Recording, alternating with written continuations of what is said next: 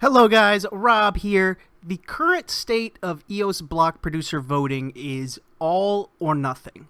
Either you vote for block producers that provide contributions to EOS beyond just block production and receive no rewards, or you vote for block producers that pay high rewards but contribute little else beyond producing blocks.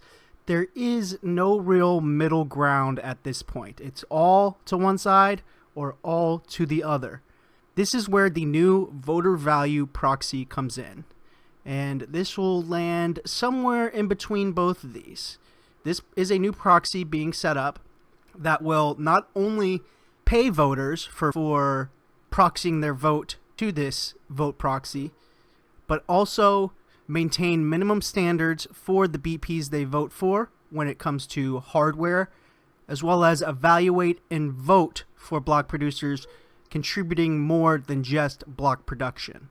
The Voter Value Proxy is brought to us by Aloha EOS, Blockstart, and EOSphere.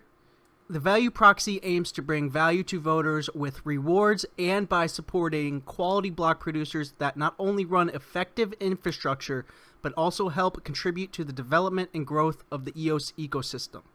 Unlike mining pools, 100% of the funds paid by block producers will be distributed, keeping zero management fees for the proxy.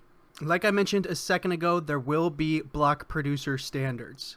The two standards to start are a functioning public API and P2P endpoints, as well as benchmarks of 2 milliseconds or less demonstrated on any EOSIO chain, including testnets. Beyond the objective requirements, our proxy managers will review block producer contributions to the EOS ecosystem on an ongoing basis and use their knowledge and research of contributions to gauge which block producers they feel are providing the most value.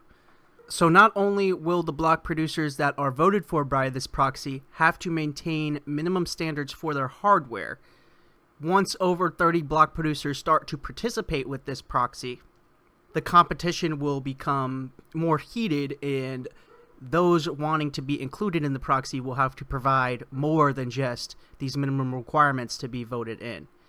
So an example of this is right from Aloha EOS themselves. Here on the Aloha EOS website is the EOS block producer benchmark. And here you can see the current top block producers on EOS. Some of the top guys, EOS CoChain, EOS Huobi, and Big One, all above that 2 millisecond execution time. So these block producers here would not make the cut for this proxy. And it's obvious they are on subpar hardware compared to all these other block producers down here.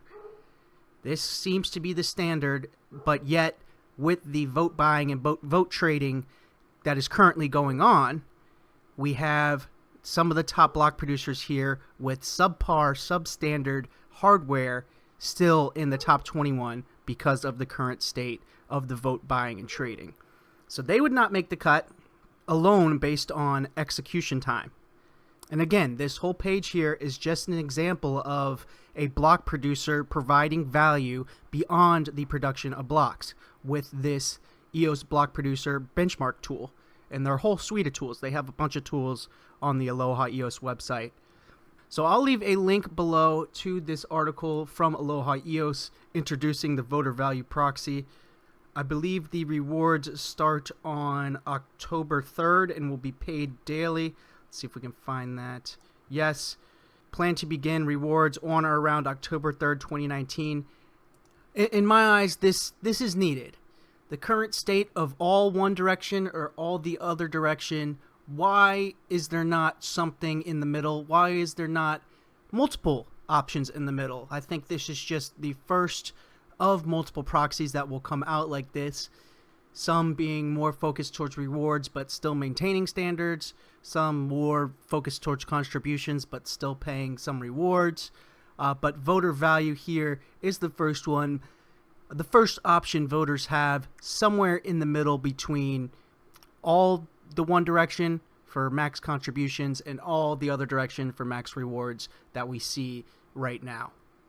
So I'm interested to see how fast this grows, how many people delegate their vote to the Voter Value Proxy, and I'm also interested to hear what you guys think about this. Let me know down in the comments below.